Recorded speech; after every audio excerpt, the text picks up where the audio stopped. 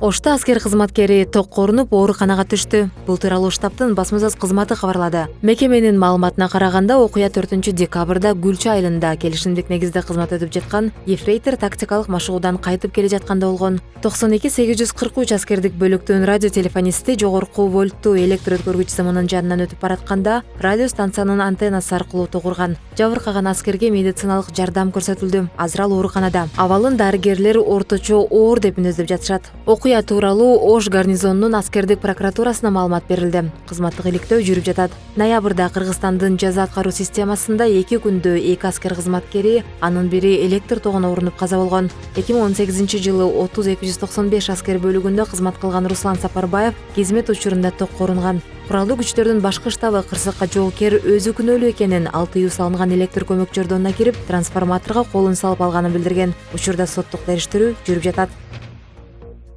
Жалал Абад шаарында жалган маалыматтар менен кайыр сурагандар аныкталды. Бул тууралуу облустук ички иштер башкармалыгынын басма сөз кызматы билдирди. Маалыматка караганда, шаардык ички иштер бөлүмү тарабынан шаар аймагында коомдук тартипти сактоо, кылмыштардын жана жоруктардын алдын алуу, ошондой эле кылмыш жасоого көмөк көрсөткөн себептерди аныктоо, аларды жоюу максатында укук жана тартип аттуу рейд өткөрүлүүдө. Рейд учурунда коомдук жайларда жарандарга терс таасирин тийгизип, борбордук көчөлөрдө унаа тыгындарды, ыңгайсыздыктарды жаратып, тилемчилик менен алектенген кайырчылар менен жумуштар жүргүзүлдү. Тактап айтканда, алардын өздүгү аныкталып, 24 жаштагы кыз улгайган кемпирдин кийимин кийип, жүзүн жаап, отуруп алып кайырчылык кылып жүргөндүгү белгилүү болду. Ал эми 46 жаштагы аял Жалал Абад шаарындагы Асма көпүрөдө менин эжем рак оорусу менен ооруйт деген жалган маалыматтар камтылган баракчаны көтөрүп, тилемчилик кылып жатканы такталды. Рейд учурунда кармалган жарандардын бармак издери алынып, Жалал Абад шаардык ички иштер бөлүмүнө каттоого түшүрүлгөндөн кийин топтолгон тиешелүү материалдардын негизинде айыппулдар салынды. Мындан тышкары, көчөдө мас абалында баласына көңүл бурбай жүргөн бир аял аныкталып, анын 8 жаштагы баласы Жалал Абад шаардык эмгек жана социалдык өнүгүү бөлүмүнүн адистери менен биргеликте Ак жол балдарды коргоо бөлүмүнө өткөрүлүп берилди. Жалал Абад шаардык ички иштер бөлүмү тарабынан өткөрүлүп жаткан укук жана тартип рейди 7-декабрга чейин улантылат.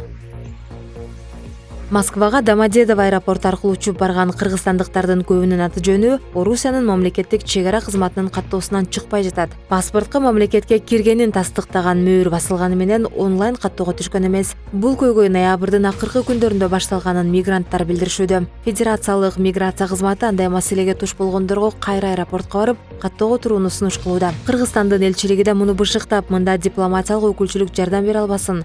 Көйгөйдү чечүү Орусиянын органдарынын милдети экенин билдиришти. Кыргызстандын миграция кызматынын ал жактагы өкүлчүлүгү да ушундай жооп берди. Мигранттар Москвага баруучуларды Домодедоводон башка аэропортторго, Шереметьево жана Внукового учууну сунуш кылып жатышат. Экономика министрлиги жарым жылга Кыргызстандан буудай жана ун чыгарууга тыюу салууну сунуштап жатат. Өкмөттүн бул тууралуу токтом долбоору коомдук талкууга коюлду. Министрликтин негиздемесинде буга чейин Кыргызстанга коңшу Казакстандан ири көлөмдө ун менен буудай кирип жүргөнү айтылат. Бирок акыркы жылдары буудайдын көлөмү азайып, ундуку тескерисинче өсүп кеткен. Ведомстводон билдиришкендей, ушул жылдын октябрь-ноябрь айларында Кыргызстанда ун менен буудайга болгон баа 2-3 сомго жогорулап кеткен. Унун айынан дүкөндөрдө нан жана макарон азыктарынын баасы дагы көтөрүлдү. Буга Казакстанда буудай түшүмүнүн начар болушу себеп экени айтылууда. Ушул сыяктуу жагдайларды эске алуу менен экономика министрлиги буудай менен унду убактылуу экспорттой турууну сунуштап жатат.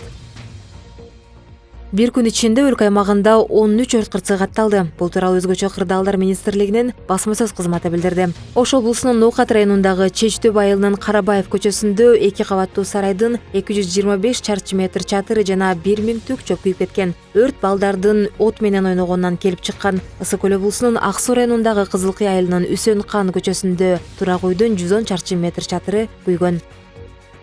Мамлекет башчысы Сооронбай Жээнбеков Тажикстан Республикасынын атайын жана ыйгарым укуктуу элчиси Сухроп Алимзоданы кабыл алды. Жолугушуунун жүрүшүндө президент Сооронбай Жээнбеков Тажикстандын президенти Эмомали Рахмон менен биргеликте кыргыз-тажик өз ара кызматташуусунун бардык тармагында, анын ичинде чек ара кызматташтыгында жакшы кошуналык мамилелерди мындан ары өнүктүрүү боюнча жүргүзүлүп жаткан аракеттерди баса белгиледи. Элчи Сухроп Алимзода президент Сооронбай Жээнбековго тажик тараптын экономикалык жана маданий-гуманитардык тармактарда кызматташууну жогорулатуу боюнча жасалып жаткан аракеттери жөнүндө маалымат берди.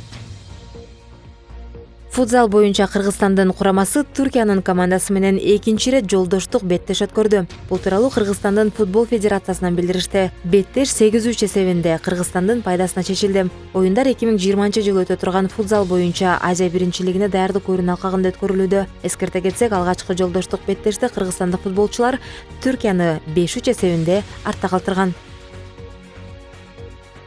НАТОга мүчө мамлекеттердин лидерлери Лондонго келип, айланыстын 70 жылдыгын алдыдагы Рождество майрамынын атмосферасында белгилешти. Саммит Британиянын премьер-министри Борис Джонсондун резиденциясында өттү. Ал жерге жасалган балат орнотулуп, Рождество ырлары жаңырып, Санта-Клаустун үйүнө окшошуп турду. Деген менен олуттуу темалар ортого салынды. Түндүк Атлантик өлкөлөрүнүн башчылары Сирия жана НАТО мейисинин иштен чыгышы тууралуу кеп козгошту. Франциянын президенти Эммануэль Макрон Түркиянын батыш менен талкуулабай туруп, Сириянын аймагына аскер киргизгенин макулдашылбаган кадам деп атады. Айланыстын башкы катчысы Йенс Столтенберг пикир келишпестиктер болуп жатканын айтып, бирок НАТО лидерлери мурдагыдай эле биримдикте экенин билдирди. Саммитте Россия темасы да козголуп, Трамп НАТОны Москва менен болгон мамилесин жөнгө салууга чакырды. Бирок Россия болобу же башка тараптарбы тирешүүлөргө даяр туруу керектигин белгиледи. Ошол эле учурда Лондондун көчөлөрүндө «Трамп жок, согуш жок» деген плакаттарды көтөрүп, митингге чыккандар болду. НАТОнун коргоо жаатындагы чыгашасы кийинки жылы $130 миллиард жогорулайт.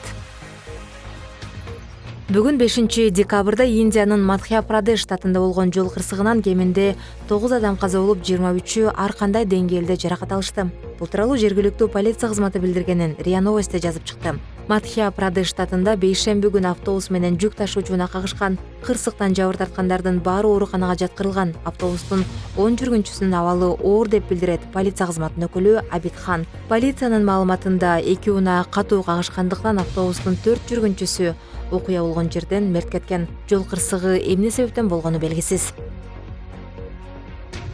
Немис бийлиги Берлинде киши колдуу болгон чечен улутундагы грузин жараны Зелимхан Хангашвилинин ишине байланыштуу Орусиянын Германиядагы элчилигинин 2 кызматкерин нонград персоналары деп атап өлкөдөн чыгарды. Мунун алдында өлкөнүн башкы прокуратурасы бул кылмыш ишин тергей баштаганын билдирген жана ага Москванын тиешеси бар экенин билдирген. Кремль буга байланыштуу азырынча үн ката элек. Берлиндин Моабит районунда быйыл 23 августта 40 жаштагы чечен улутундагы грузин жараны Зелимхан Хангашвилини атып кетишкен.